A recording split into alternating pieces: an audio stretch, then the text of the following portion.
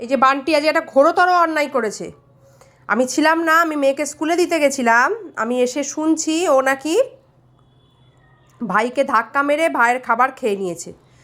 প্রথমে লাকিকে ধাক্কা মারতে গেছিলো, লাকি ওকে তাড়া করেছে, তাই লাকির খাবারটা খেতে পারেনি। আর এই যে ছোট্ট নিরীহ ভাইটা, সোনা ভাই আমার ওরিও, ওকে ধাক্কা মেরে নাকি ওর খাবারটা খেয়ে নিয়েছে। তাই তো বান্টি?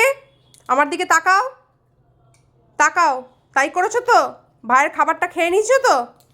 এ দেখো, এ দেখো, এখন মুখ লুকোলে তো হবে না। এই যে ছি ছি ছি ছি ছি ছি ছি ছি ছি ছি, তুমি নাকি ভাইকে ভালোবাসো, তুমি ভাইয়ের খাবারটা খেয়ে নিলে। এই যে আমার দিকে তাকাও, দেখি মুখটা দেখি। এই যে এইদিকে এইদিকে।